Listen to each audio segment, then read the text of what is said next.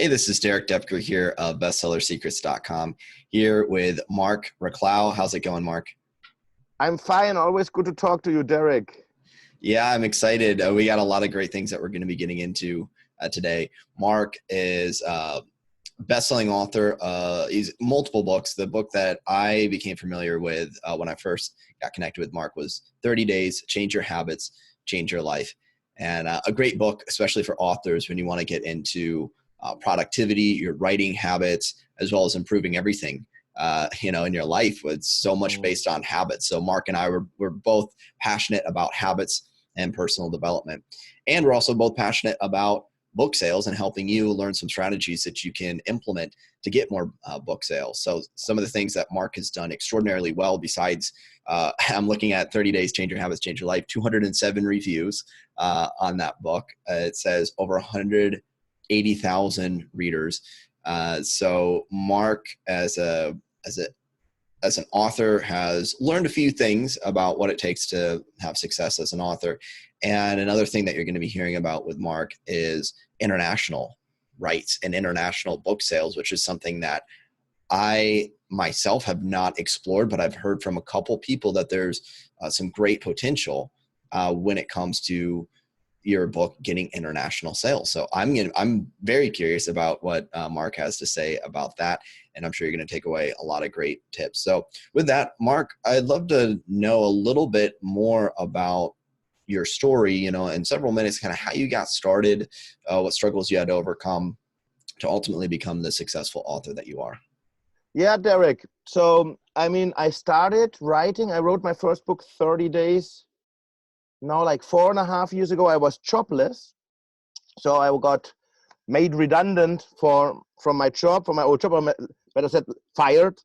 And here in Spain, I live in Spain. I'm a resident in Spain. You get like 2 years of jobless welfare money. So that's good. So, you're not under pressure right away. So I had a lot of savings also. And I knew I have 2 years, 2 years to build a project, to make something happen.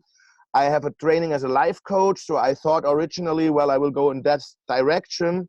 But it was a lot more difficult than they told me in my coaching school. Because in the coaching school, they tell you, like, yeah, you go out and then you charge $200 and it will be great. And it's not so easy. And while I was still jobless, I thought, well, I need a book. A coach needs a book to differentiate yourself from other coaches. And I started writing 30 Days. And we also have to tell our listeners, many of these things I always tell you are always also from you. So I learned a lot from you, from your books. I read those when I was writing. And then I was just, experimenting. And I think the most important thing was the persistence. Because as I said, the first half year, nothing happened. Nothing happened. So I sold like 200 books. And I was like this close to give up. Like really, I remember in January 2015, I had 8 ebook sales. And it was like, okay, like look for a job or don't know. And then I fortunately got a BookBub deal, a BookBub featured deal. This is this great newsletter which makes authors happy when we get on it. And then I got the deal. I got 40,000 downloads in a couple of days. Suddenly I was up there in the bestseller charts with Tim Ferriss, David Allen, and all my idols. And then really everything was changed. Everything changed because this kept going for like the free promotions, the free downloads turned into sales in the coming 2 months after the free deal. So it was great. And then I got on another BookBub deal. And so the first year I got on 3 BookBub deals and I thought like, wow, this is great. I thought, oh, I will get on every BookBub deal, and didn't check out other things. And suddenly I didn't get BookBub deals anymore. And then I struggled even more, but then I got like the conferences talking about the book. And then the international sales came in, and that was amazing. So now I think I sold the rights of my books to over 13 countries. And the best thing is, like I mentioned before, when we chatted before a little bit, before the publishers, before selling a lot of books, nobody wants to know anything of you. So I was always applying to foreign rights agents, to foreign publishers, and they just ignored me, not even not even rejected me, just plain ignored. And then the better 30 days was doing, suddenly people were contacting me. So I got my Spanish rights sold. I got my rights sold in Indonesia, in Thailand, and just for 30 days. And then over the years, now suddenly they buy 3 books, 3 titles, because now I have 9 books. And now when publishers contact me, they suddenly want like a pack of 3 books, like 30 days and the productivity book and another. So that's very nice. So, and the thing is actually apart, the fun thing is when I reached out to them, nobody wanted to know everything. But when you just concentrate on your books, keep on selling your books that you have, try to keep on in the top 20 of the bestseller list of Amazon, people will find you. And that's what I did. And now it gets more and more. So that's great. Yeah, it's such a great story because there's a couple lessons that I think almost everyone can take away from that. One thing is you use the word persistence. So you were close to giving up. You said that. And I remember being at a stage similar where my first couple books didn't really do much. And I was like, for the amount of work that I put into writing a book and publishing it and getting out there, probably losing more money than what I was making. It's like, I don't think this is going to work. And I'm so grateful that you continued, that I continued. And it's one of the reasons why I share this. It's like, hope that you see that just if your book launches and it doesn't like hit the bestseller chart right out of the gate, like in that first week or that first month or even first couple months, when you're persistent, opportunities can open up. Now, we can't guarantee that everyone's going to get a BookBub deal, right? What you can guarantee is that if you don't get the book out there, you definitely won't get a BookBub deal. So it's like Wayne Gretzky. Let me tell you something. I've been rejected 70 times by them. 70 times. And now, just like a month ago, I made a box set for my 3 first books, which normally, like, the 3 books, when you buy them single, it's like $14. So I put it at $8.99, which is already a great deal. And then I was just like, okay, let's go for BookBub. And I applied for the $2.99 promotion, which is a whopping $1,930 if they choose you. But I was like, they reject me all the time anyway, so I just go for it. And then the next day they told me, okay, we chose you. The message that you always want to hear. And I was like, but when it's $2,000, it's a little bit, and I needed to think a little bit. And I'm also in some other writers groups. And then one guy said it really well, said, Mark, now that you got your seat on the table, you better put on the money in play. And that's what I thought too. So it's a risk, but BookBub usually is always good. But don't make the same mistakes like I did, that I was just counting on BookBub. It's just a bonus. What you have to do is to promote your book also with small promotions, marketing, Amazon ads, where you pointed me to already 2 years ago. I started playing with them a little more from July, and it's really amazing how the sales grow.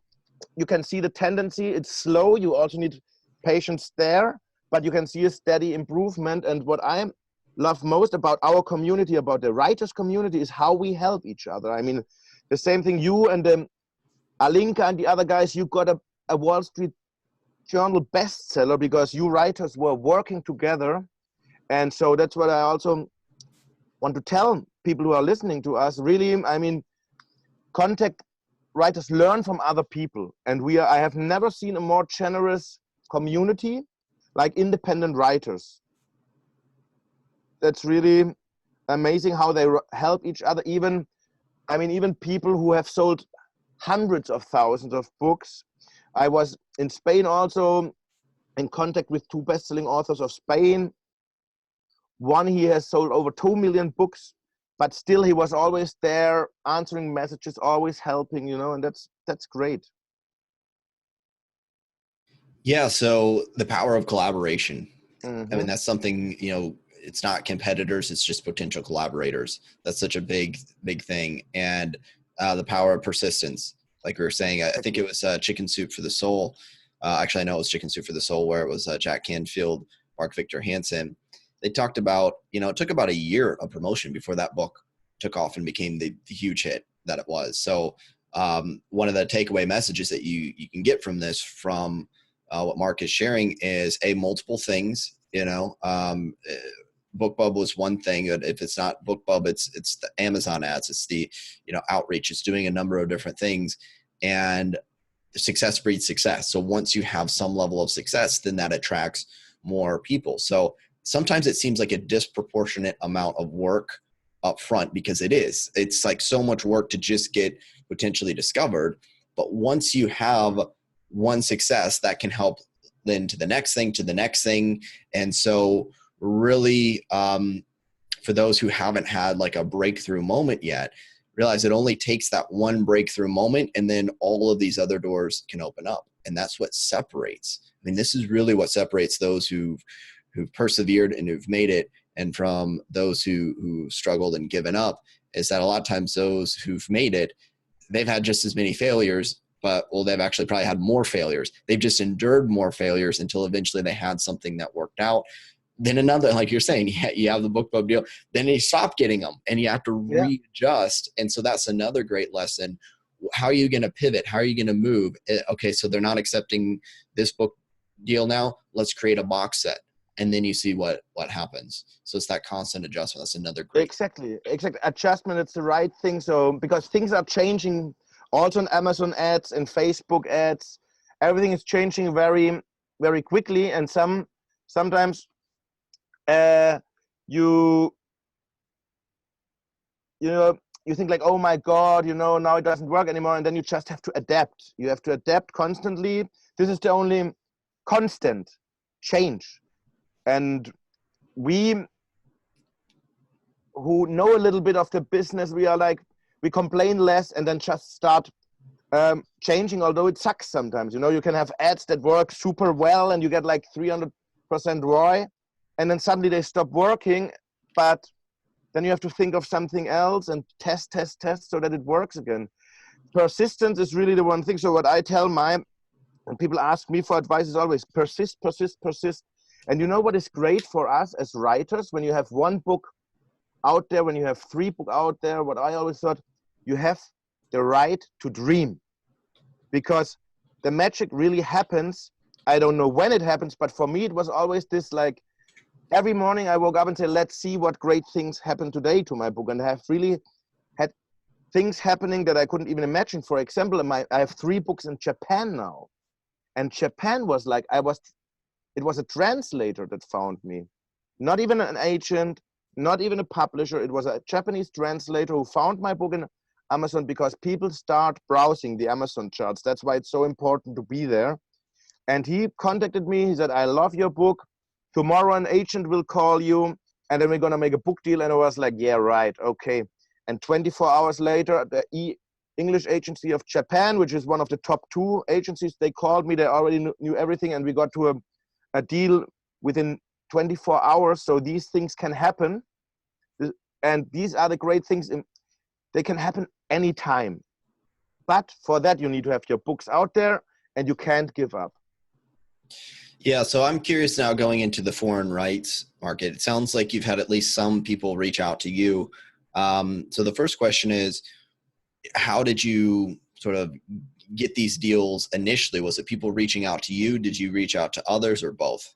That's the fun thing.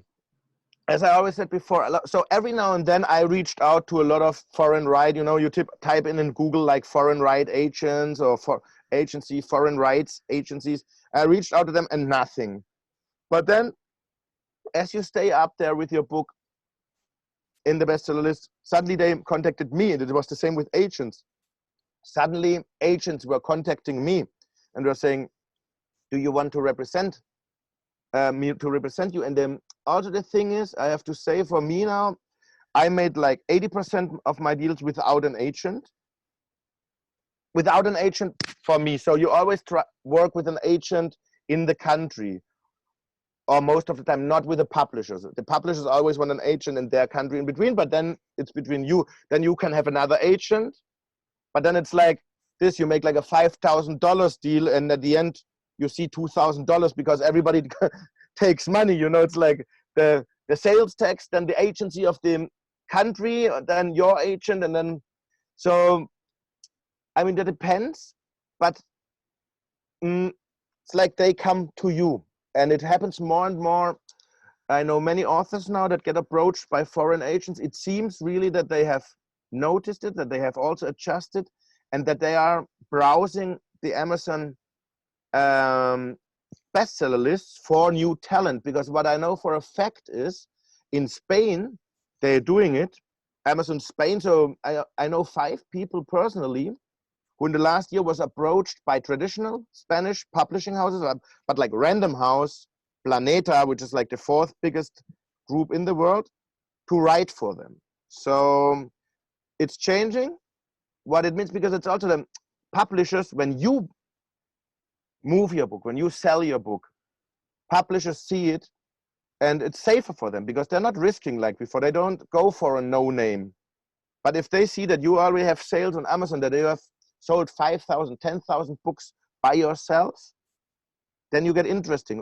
Also, on the other hand, if you have a big following, if you have a big email list or a podcast or something, that can also make you interesting for them. Yeah, so it sounds then like most of the time people are approaching you. And I know I've gotten some emails from some people, but I'm like, I'm not sure if this is legitimate, if it's not. So how do you sift and sort and make sure that whoever's reaching out to you, especially if you get multiple different offers, how do you sift and sort and make sure that you're dealing with someone who's genuine? Google. First, I Google them. So, and you always find something. And then, it's also what I'm quite relaxed with it, because first of all, many experienced writers say, look, when you negotiate with a publisher, ask for the advance, make it as good as possible, because it might be the only time they pay you.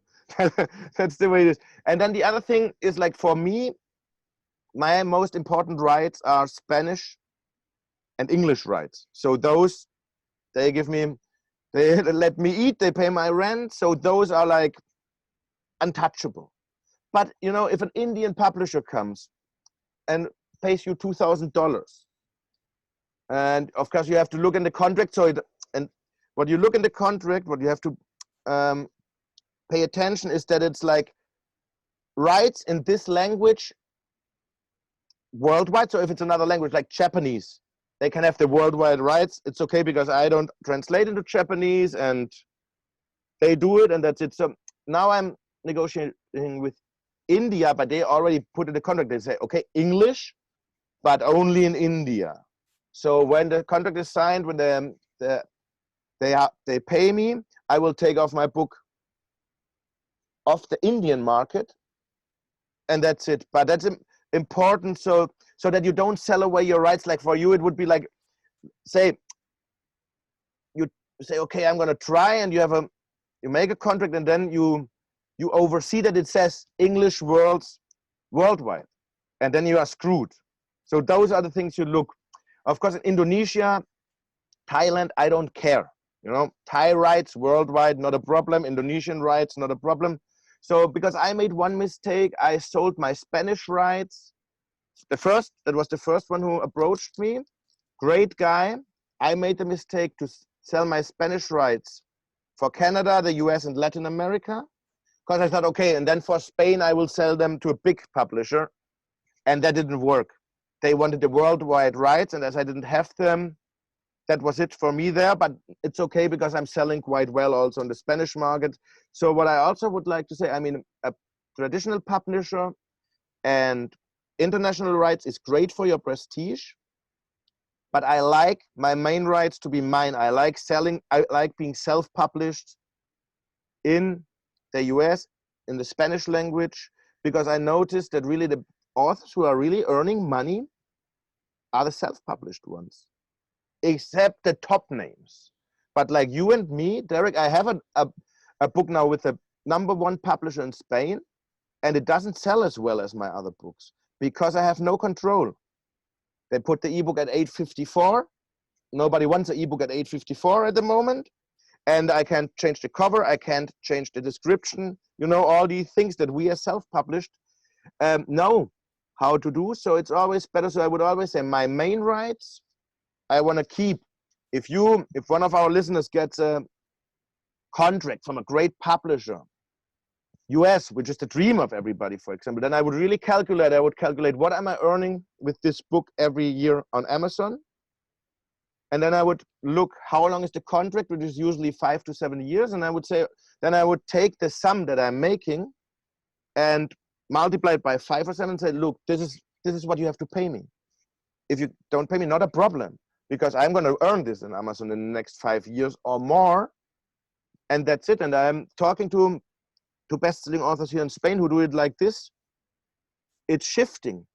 When you do the things right with Amazon, advertising, with the promos, with everything you teach or we teach, you can actually make a good living, and you just take the traditional publisher or the foreign rights for prestige, for your brand, because it sounds better and they take you more seriously. Do you have experience then with your books in a different language, but you own the rights and do all the marketing and things like that? So we're not talking about selling the foreign rights. We're talking about just translating the book and selling it. Yeah, in Spain, I translated it in Spanish, into Spanish and into German. Germany is like the second biggest market, but I don't sell in Germany. I don't know why. I don't like my writing style. I don't have, I mean, the US is the best market because you have these hundreds of pages that do the free promos and everything. You don't have those in German. In Spanish, in the Spanish market, you have one. You have one where you can do a promotion every 3 months and get your 1,000 free downloads. But in Spain, you also don't need so many sales to stay out. So in Spain, I would recommend people to get your books into Spanish market because it's still small. There are like only 200,000 or 300,000 titles, and Amazon is really smart. So this year in Spain alone, I had 4 Amazon promotions. Imagine what that would be in the US, So Amazon works very close together with the authors that sell. So it's very personal, very familiar. So that's the advantage. It's a much smaller market. I'm now number 10 in the Spanish Kindle store. Imagine if I would be number 10 in the American Kindle store, I would make this interview from the Caribbean, but in the Spanish Kindle store, you just don't sell a lot. If you sell like 50 books a day, you are in the top 10 in the Spanish Kindle store, but it's great, I mean, 50 books. I think a lot of people, myself included, would love to be selling 50 books a day consistently. Yeah. And exactly. That's the power of going into a smaller market where, and I say smaller, but I mean, the amount of Spanish speaking people in the world is significant. So it's only smaller in terms of competition, not necessarily that there's still a demand. You have 400 million. You have like over 400 million Spanish speakers. Even in the US alone, it's like 80 million. So that it's a huge market, and it's a small market still. It reminds me a little bit of, of the Kindle store, maybe in 2012, 2011. Now also I've heard rumors that soon they will start with the ads in Spain. Imagine me being already playing with ads for 2 years on the .com. What will happen once they can come out? Maybe you can really have a big impact. So let's say, so this is inspiring me. Let's say I go, okay, at the very least, we can be open to the idea that if a foreign rights publisher comes to us, great. But let's say I go, okay, I'm not necessarily going to wait on that. I want to start taking advantage of getting my book in Spanish right now. My next question would then be, okay, let's say I find a translator. I feel like I could do that. I'm not going to know how to proofread it myself because I don't speak Spanish. But let's just say maybe I run it by a friend that speaks Spanish, which I know people. So, okay, I'm confident on that. But then I'm going to go, I have no idea how to promote the book. I don't know about how to connect with that audience because I'm not going to be writing emails to them, following up in Spanish, things like that. So is it possible from your perspective, Marc, let's say someone's interested in translating it to Spanish. Do you have advice for them in terms of how they could potentially promote their book and get it out there? There's this one page. It's called ebrolis.com. It's one page. But you work with them, and you get like constant between 600 and 1,200 downloads, free. What was the name? Can you spell that, please? ebrolis.com. Okay. And that's like the only thing I was working with. It's like, okay, you have this, and then you get your 600 to 1,200 free downloads, which for the Spanish market is okay. Then Amazon can already see, and it's like just doing it over and over again, because Amazon will see it, and they will start promoting you if you move enough. And that was what happened to me. Look, what I did was I had my book in Spanish, but I had like an email list of 200 persons in Spain, so that didn't help a lot. So, but whenever I ran a promotion of my English book, 30 days, I put my Spanish book on free.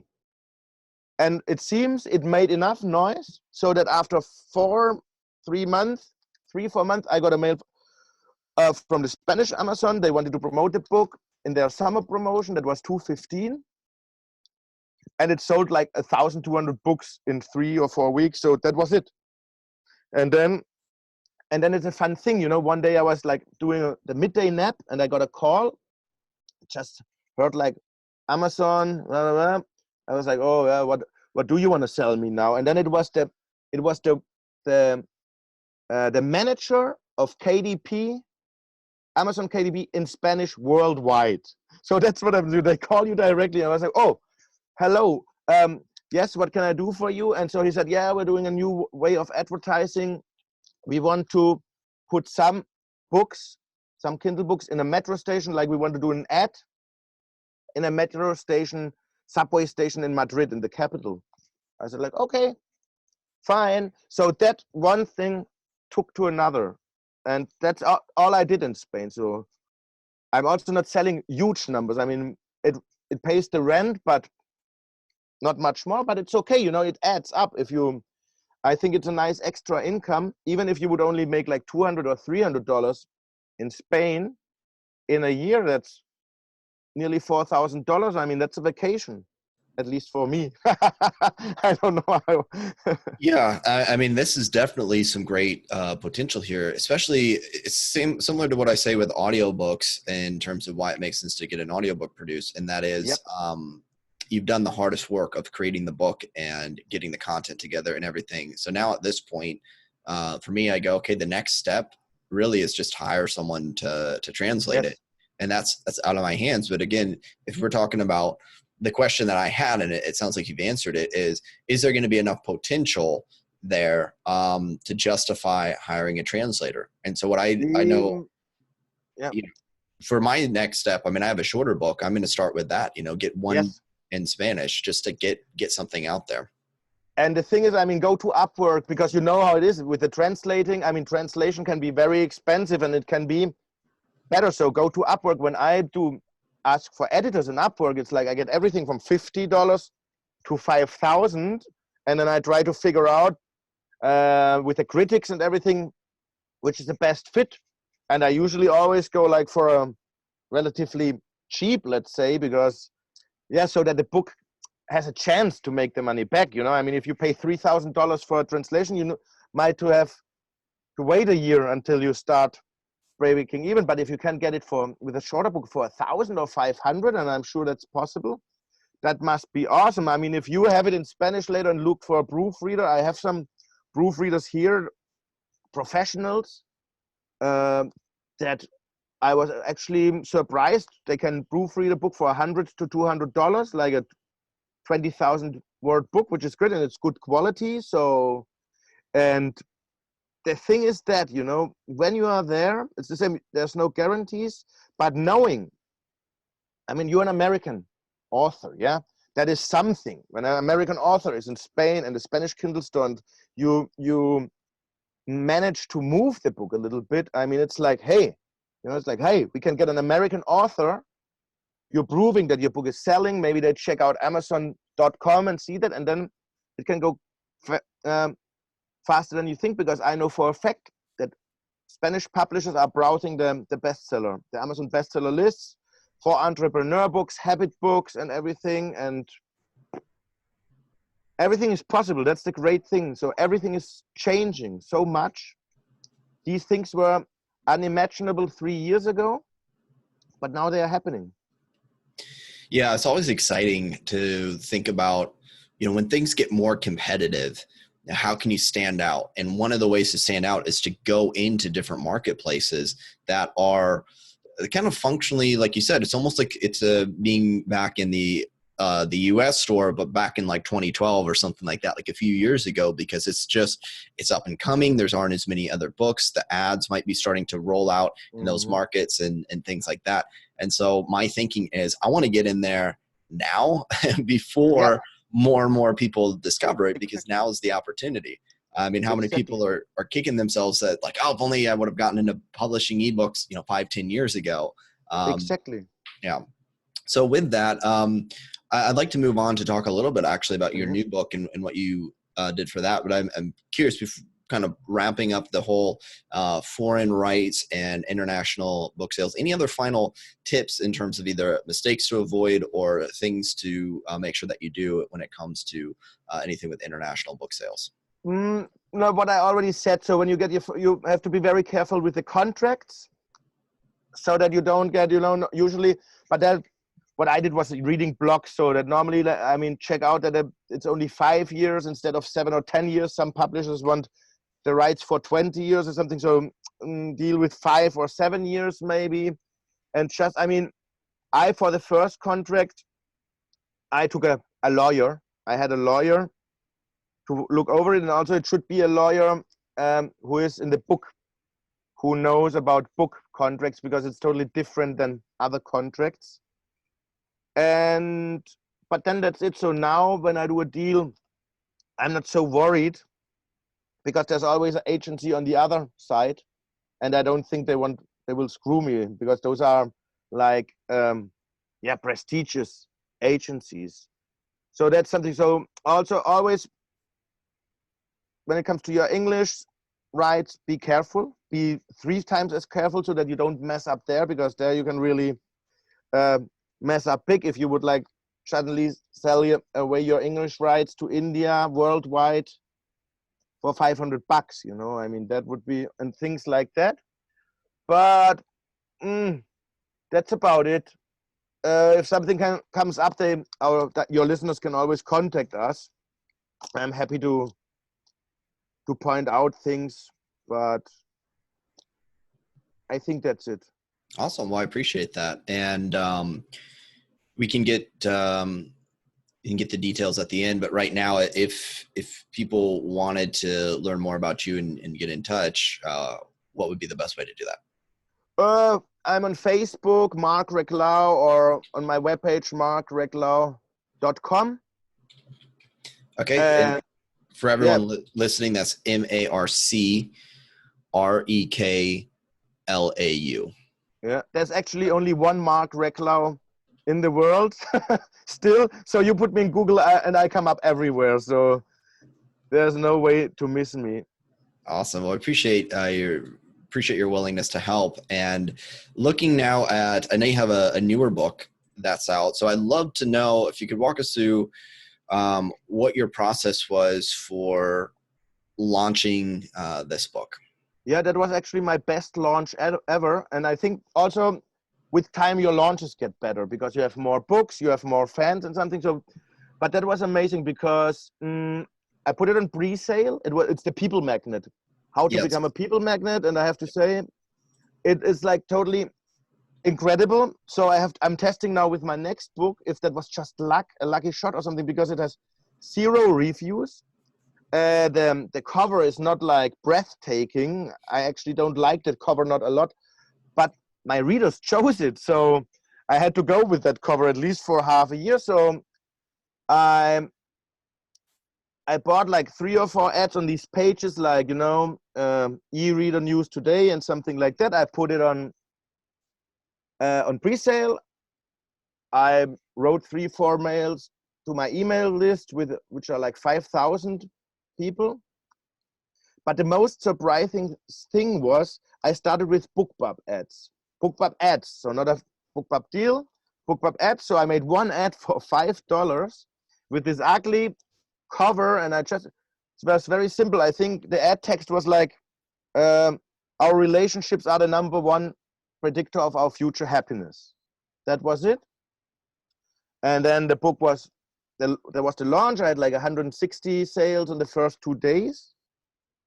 And then suddenly I thought my little $5 ad brought me like 20 additional sales every day. So it was really selling for 4 weeks, 20 to 30 books. But then when I checked my numbers, I was like, holy crap, was really the Amazon algorithm hitting in full time, because I got on the hot new release and everything, these lists. Because when I analyzed my ads, that I saw that with $100 ad spend, I made $500 with a book at 99 cents. So it was also the book was at 99 cents. It seemed to work very well, but it was like against all logic, because normally I thought with a 99-cent book, you get 35 cents. It's impossible to make money with that. You lose normally money, but thanks to the Amazon algorithm and everything, so it worked out wonderfully. It sold more than 1,500 copies in the first 4 weeks. So it was absolutely mind-boggling. So now I'm trying it with my newest book also, because I really can't explain if it was just a lucky shot or if it was really thanks to the Amazon ads. Yeah, that's what I said. I gave away 100,000 copies of my former books of 30 days for free in BookBub. So there are like 100,000 people who have heard from me. So I was targeting myself with this ad. So I was targeting myself and the advice how to. So maybe this was the effect, as there were already 100,000 people that have downloaded a book from me, although it was 2 years ago.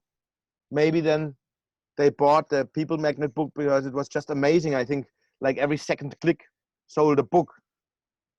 So yeah, that was that. So I will now try to replicate it, and it can be, copy it, try it with your books.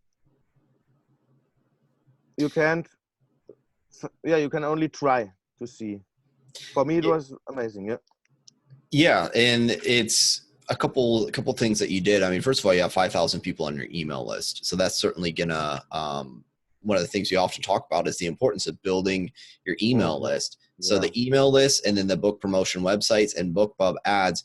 These are things. By the way, BookBub ads something that's available to any author. So again, that's not the deal that you need to be approved for. It's the ads that you can manage yourself. And so you can run these ads, you can run the book promotion websites, eReader News Today, and the different things.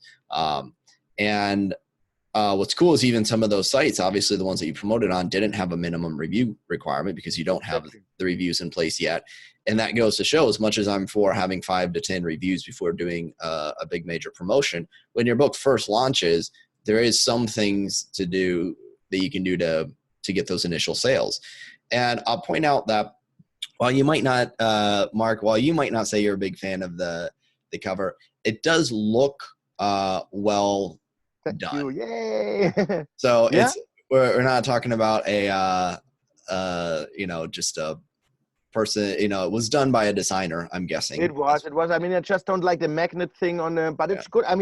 My 500 readers chose it, so there must be something to it.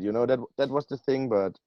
And I think the concept that you have, this is another thing why you spend so much time, especially for nonfiction authors, that it's also true for fiction. What's your hook? What's the thing that's going to make this book stand out? And that's why I say spending so much time really setting yourself up for success right from the get-go, from the cover to the title to the whole angle. I have a training called Hooks for Books, and books that sell. This is the thing. I'm still writing my descriptions with what I learned from this training. So. Yeah, give you a little bit of credit there. Thank you, my friend. Yeah, I appreciate it. So, if you look at this, it's when you have a compelling idea. So how to become a people magnet, 62 simple strategies to build powerful relationships and positively impact lives of everyone you get in touch with. So you have a cool angle on it. And like you also said, success breeds success. So I know some people out there, again, to say something covered earlier, well, what if I don't have that initial breakthrough? Well, of course, I hope you're taking away some of the things that you can do to get that breakthrough. And the great thing is, if it seems like a lot of work up front, it might be, but once you have, like you said, Mark, that success of your 30 days book, there probably is something in the Amazon algorithms that says once you have another book that comes out and you get some momentum with that, I believe I've seen things like this. Like, I'd be willing to bet people who purchase your 30 days book are getting emails. I'd be willing to bet, I can't guarantee this, that I'm sure some of them are getting emails saying, hey, you'd also be interested in this new book from Marc Reklau.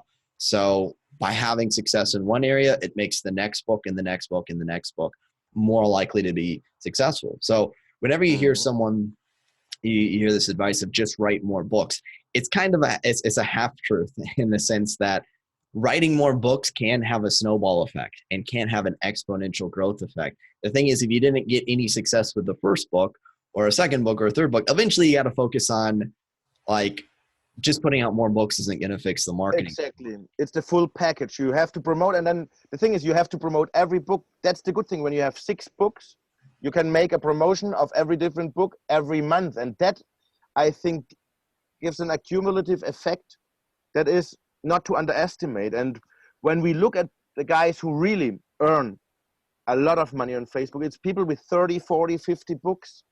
And I understand this because there must be something in the algorithm, because you can see it with every book. The tendency goes up. So, and they sell each other. The books sell each other. I can see that now. I don't have calculated my read through, but I can see that I sell a lot more of all my other books, the more of 30 days I sell. So people really come back, and maybe it's this with the emails that you mentioned, or some people just like your book and they look for you. Because I think the best the best book marketing is still the old one. I read this book, I'm recommending it to a friend. The great thing is when you do the promotions or you do the Amazon ads, you can reach a lot more people that then will recommend your book to their friends. So instead of going one by one, you can go by the hundreds or by the thousands. And I always say my BookBub deals, they just accelerated the whole effect. Because if the book is not good, the BookBub won't do a lot for you. The book is okay. If you put everything in your book, then it's a multiplier. And then it gets better and better with time. So at the end, it's again this, don't give up. This is great insights. And I hope everyone watching and listening to this is getting some of these principles behind it. So we'll recap the persistence, the importance of the persistence to get some of those initial breakthroughs, and then leveraging those breakthroughs to continue to adapt to changing market places, whether that's it could be things like going international, it could be putting a box set together, continuing to submit for BookBub or using BookBub ads. The importance of getting initial momentum. Says Amazon's going to recognize a book that has some momentum behind it. So that means using the book promotion sites that you talk about, getting your whatever email list you have going, and BookBub ads, these different things that get some of those initial sales so that then Amazon takes notice of it. And another thing that happens is as you have more success as an author, what I'd be willing to bet psychologically is people who became fans of Marc because of one of your prior books, they don't necessarily need to see your new book has reviews on it yet. Yeah, that could be it.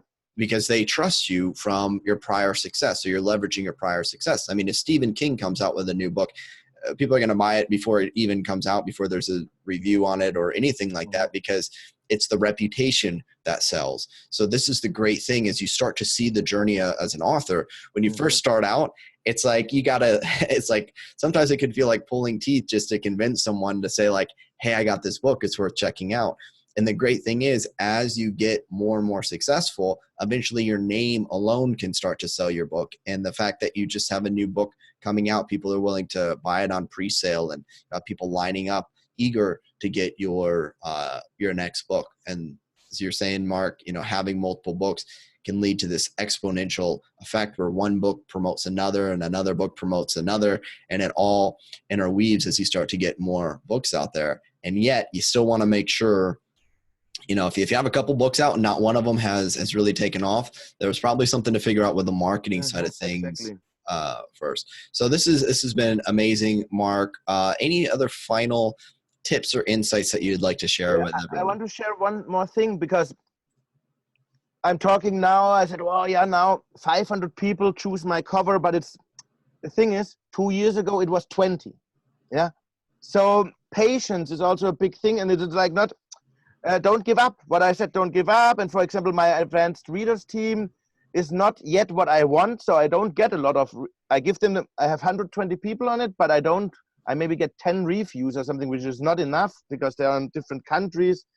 But the thing is, keep on. And the most important thing was what I see now with the covers also, as I said, from 20 to 300 and now to 500 people who helped me with my cover. So this is also great, and it seems to go growing. So if you now sitting at home and say, okay, let's apply this, don't be disappointed if only 10 people or 12 people help you, because we all started there.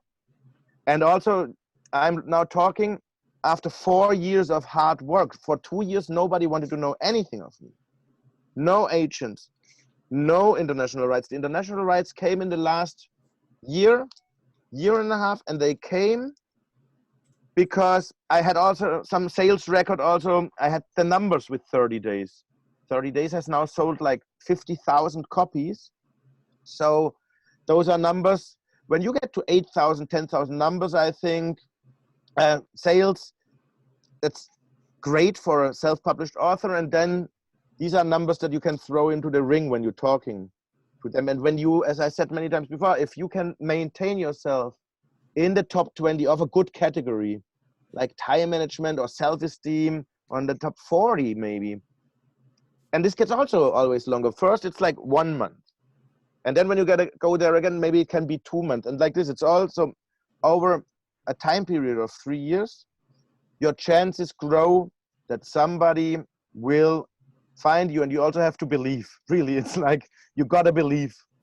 Believe alone is not enough, but you have to believe. You have to be the first person to believe in your book. And the thing is also, the sales record will tell you. It's what Derek said, when if your book doesn't sell, even if you think it's the greatest book in the world and it has the greatest cover, consult with people, get feedback. I have met authors who had great books and had a shitty cover because their friend made their cover.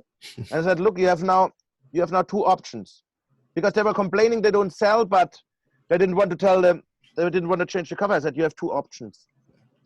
You can have a shitty cover from your friend and your friend will be very happy, but you won't sell. Or you can have a mad friend who get a little bit pissed off at you, but you will start selling books, and that's a choice.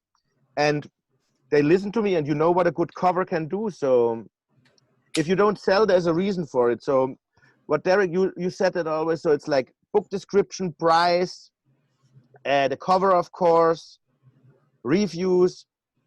Those are the things. I had a Spanish author complaining to me, I don't sell any books. I don't know what to do, Mark. Help me. I checked her book. She had it at $8.99. I don't even have my books at $8.99, you know? So there's always a reason. Yeah, great tips. One quick comment on what you said about the cover there.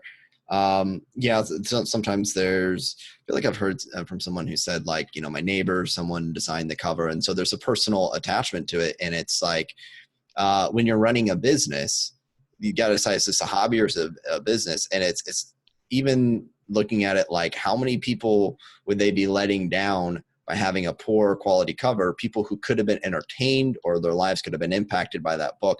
That's disappointing a lot of other people because the cover isn't good. And if that seems strange to anyone, really consider that people do judge a book by its cover. And therefore, if you don't give the book the best possible presentation, that's actually doing a disservice to people who are going to be turned off from a book that could potentially have a great impact on them. So you got to think about, really helping as many people as possible, if that's your goal in business.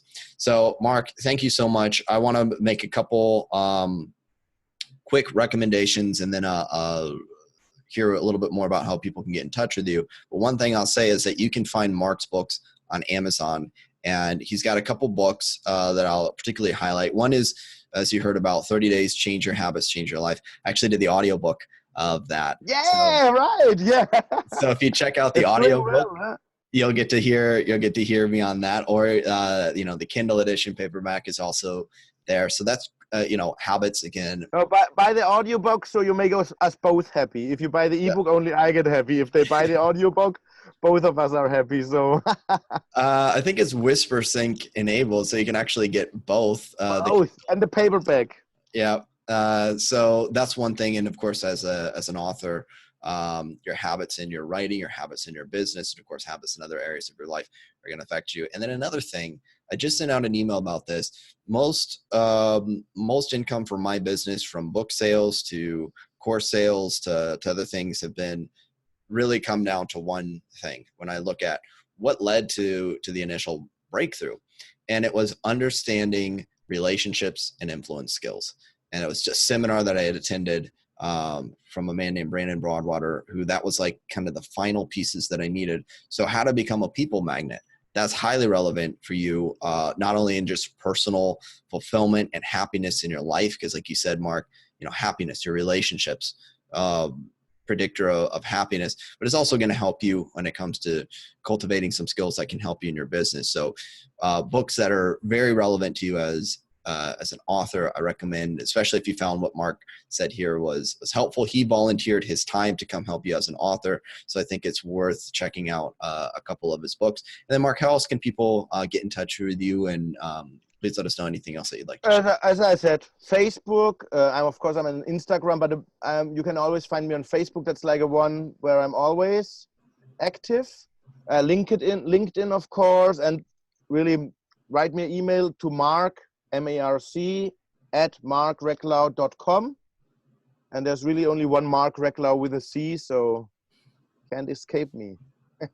Yeah, so that's MARCREKLAU, Marc Reklau. Exactly. And that's how you can find him. You can go to his website, search for him on Amazon. You got a number of other books on Amazon as well. They're worth checking out. So thank you so much, Marc. It was a pleasure, my friend. It was a pleasure for me. I took some notes. I'm excited. I put a note on my calendar to check out getting my book translated in Spanish. I can see that being a next step for me in 2019. And Yeah. if you dug this, if you got some value out of it, I'd recommend that you find at least one thing that you can do from this interview that you can implement that's going to help you sell more books. Wishing you all the best. Take care.